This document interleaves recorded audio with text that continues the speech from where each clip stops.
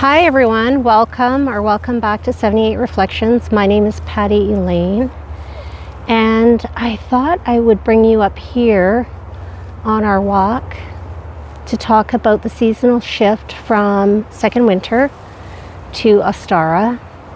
And one of the things I've been waiting for is a sunny day. You know, when the calendar changed from February to March, we started to see sunshine. And really enjoyed the sunshine last weekend. But over this week, we've been getting more weather like this. Cloud, a little bit of rain, lots of wind. And what I began to think about is, isn't this what this season is all about? So as we shift from second winter to first spring here in the Okanagan, it's different in different parts of Canada and different parts of the world. But what we experience is, well, first of all, you may hear my dog being upset with me for pausing on a walk. But what we experience is not a straight line. It doesn't go from winter to sunshine. We get everything in between. And that's what the seasonal shift is about. It's about moments of sunshine. We start to see more green. We start to see things growing. We start to see changes with the animals. I noticed that some of the does in our area are pregnant, and so they will be having fawns. And that's what spring is all about. Spring is about change. And so I thought that rather than waiting for a sunny day, I would show you what March mostly looks like where I live here in the Okanagan in Canada. And also I thought we could go inside and think about the spread that I have moving from that second winter to first spring, and what's on my mind as we shift seasons. So I'm going to turn the camera around and you'll see me heading home, and then I'm going to stop this video and start a new one. So let's just see if I can turn it around. There we go. So you can see it is beautiful here, without question. But it's not quite spring yet. There's more green, but there's also a lot of dead grass, and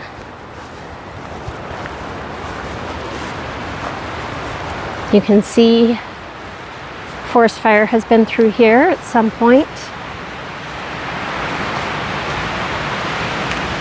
But yeah, things are changing. Things are changing.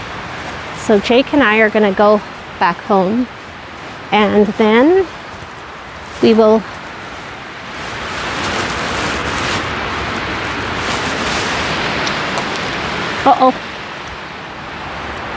I hear a tree. Really don't want that tree to fall on me. Come on, Jake, let's go. Let's go. There you see Jake, and I'll see you back at home. I thought I would show you. There is a deer. I just put Jake on a leash. They don't mind him if he's on a leash, but they would feel threatened by him if he's not. She might be pregnant. But there she is. I've been seeing a lot more deer here than normal.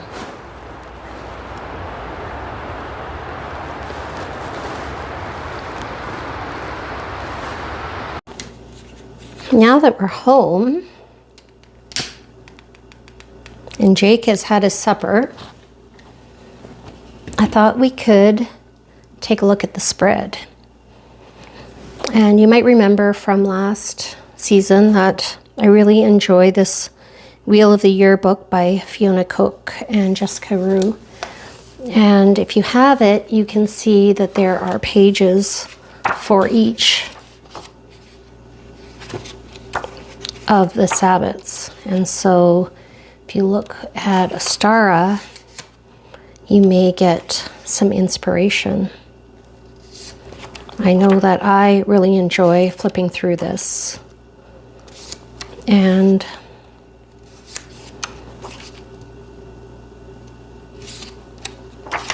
I find using this as well as my Seasons of the Witch, which I'll show you shortly, can really help me get inspired for the season we're coming into. In my last seasonal shift video, we were moving into Imbolc, and I used the Wildwood Tarot for the cards according to the Wheel of the Year. So if you have this book on page 26, you can see the wheel. And so on the inner circle, you can see the Wanderer is here for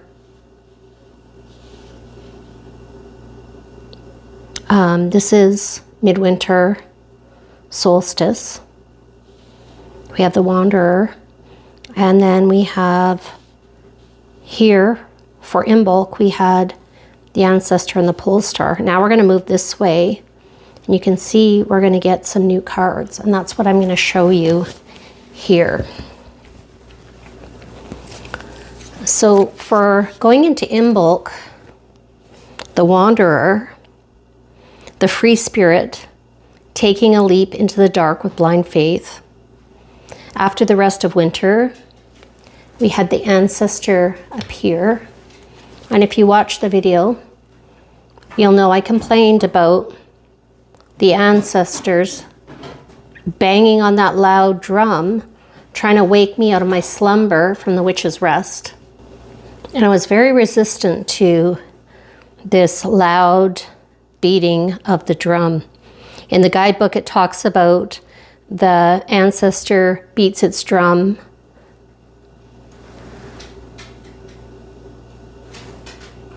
to summon the wanderer, not only to step on a new path, but to stay on it and to see the journey through. And the pole star offered the guidance, a constant reference point, our true north. And my animal guides that I pulled from the Animal Spirit Oracle, I got two, Buffalo Spirit and Brown Bear Spirit. And these two inspired me to choose the word acclimate to guide me through that season. I knew there was going to be a lot of change, and I would have to shift gears a lot. And so that period became about going slow, climbing high, sleeping low, drinking water, and letting my body do its work. Also, taking breaths to pause and recalibrate is needed. And I feel like these guides served me well. And I really enjoyed the spread. And so I thought that we would get the new cards and see how this shifts as I look to see where I place those cards. Okay, got them. So we now have, replacing this Wanderer, we have the Shaman. Unlike the Wanderer, who leapt blindly and with enthusiasm, eventual enthusiasm, the Shaman is the wild man of the woods, embodying magic, protection, insight, and our understanding of our true place in the world. In the Wildwood Guidebook, they talk about how this is a time when our desires to return to the wild return. You might notice a beat of a drum, but this time it's in the distance. Or maybe it's the song of the wind or the dancing of light on water. For me, I think it might be the birds singing. But whatever it is that awakens us to this desire to return to the wild, The shaman is ready to guide us through initiation and the mysteries of life. So that replaces the wanderer there. You might be wondering what replaces our friend, our noisy friend, the ancestor. And this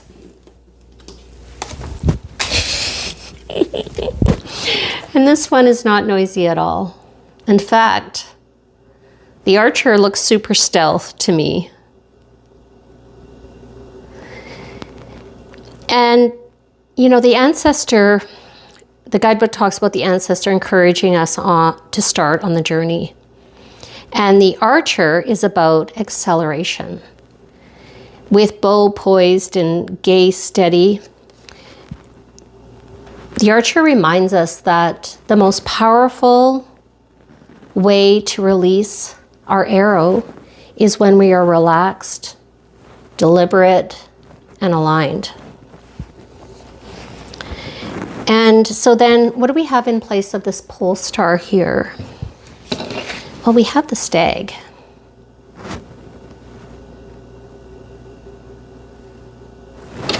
While the pole star guided us, the stag is here to remind us that we reap what we sow. Spring is a time of planting seeds, and the stag calls us to be mindful of our actions, aware of their consequences, and conscious of right action in the world. So for this season, I asked for a new animal guide to accompany me. And if I'm being honest, I was less than thrilled to see this noisy little guy, the parrot. But I have been spending some time befriending the parrot and getting to know them. And you know, parrots are playful, curious, expressive. They're fully present, and possibly the perfect guide for the element of air.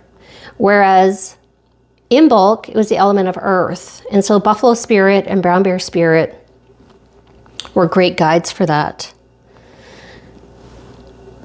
And where Imbolc called on me to acclimate, Ostara, through the inspiration of the parrot, is inviting me to flourish.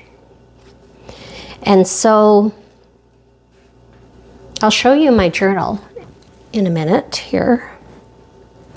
But first, I also want to tell you the card I pulled from the Seasons of the Witch Ostara.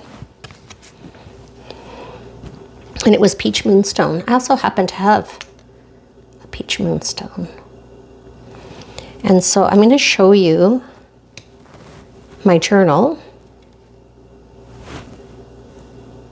about the seasonal shift to Ostara. So for Imbolc, that was my journal page.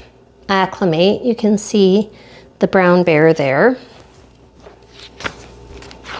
And then flipping through to Ostara, you can see Flourish. So one of the things when I was doing my spread for 13 Sacred Days, which was a practice I did this year, I pulled a card for each month of the year. I wished in retrospect I'd done it by season like I do for first spring, second spring, and so on. But anyway, for March, it's Celestite. And so you can see I have Celestite here. I love Celestite. I'm very, very drawn to it. And it's about higher frequency, raising my gaze, disconnecting from technology. And the question I had for that is, how can I be more present? Then the Peach Moonstone, you can see here, feminine energy, psychic gifts, spiritual healing. The question I had is, how is guidance showing up in phases like the moon? And then our friend the parrot, power of words, right speech, also manifestation, mindfulness of self-talk, and affirming what is real, true, and nurturing to the soul. So the guidebook for this deck, that's where those points came from. But, you know, I wanted to connect with the parrot. And that was through that exploration that I got my word flourish.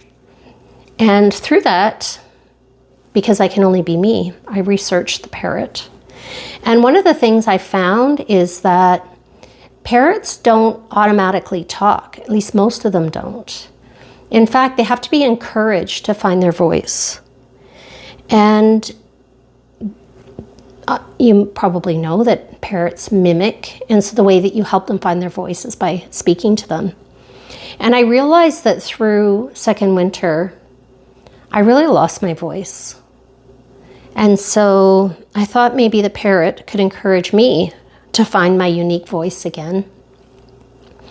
Also, look at those colors. Come on, I've been the woman in black and gray for months now. It's time to show off my vibrance. Wear some color. Even you can see in my journal, I've added some color. The other interesting thing about birds in general, but also parrots, is they forage for delight. Yes, they look for seeds and other things, but they also just like to look for interesting things. They also explore different vantage points. They like to perch up high, but they also like to go on lower branches. They like to swing and play. Parrots are extremely curious. And another fun thing about parrots is they generally love music. And so they will get their groove on, whether it's lifting up one paw at a time or doing a head bob. And so I decided I would let the parrot inspire me to flourish by getting my groove on, especially if I look silly doing it, which that is a statement, not a question. I do look silly, but hey, time to flourish. So I wanted to, before I end this video, I just wanted to show you some cards from the Ostara Seasons of the Witch. Look at this color. I'm going to move these out of the way. Let's keep these two.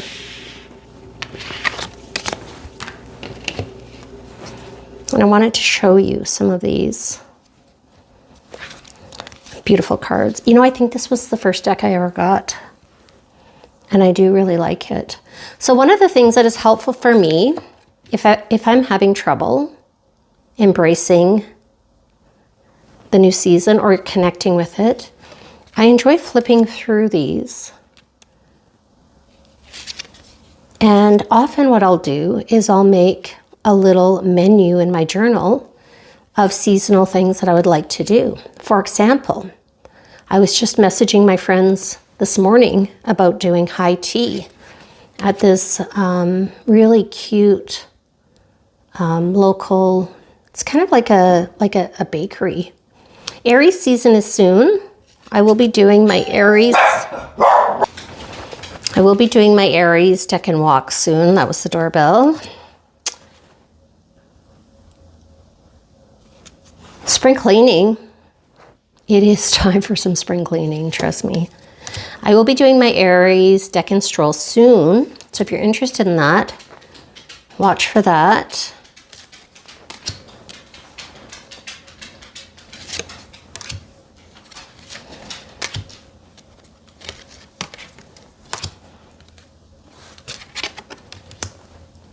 The moon has been so vibrant lately.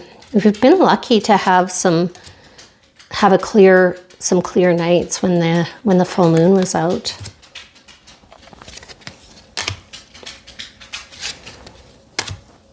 It'd be nice if Jake would chill out.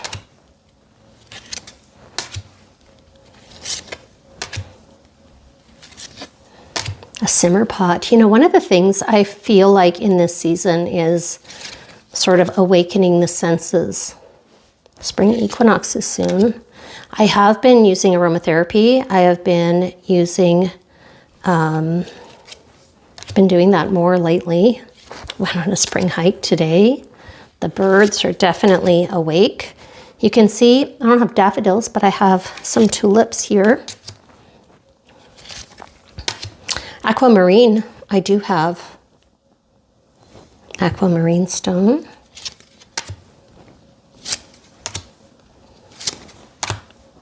We recently moved into the year of the fire horse, which is very exciting.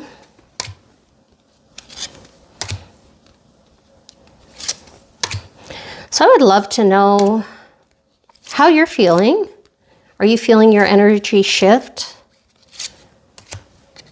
What does it look like for you moving into Ostara? Are there things that you do at this season to help shift your energy?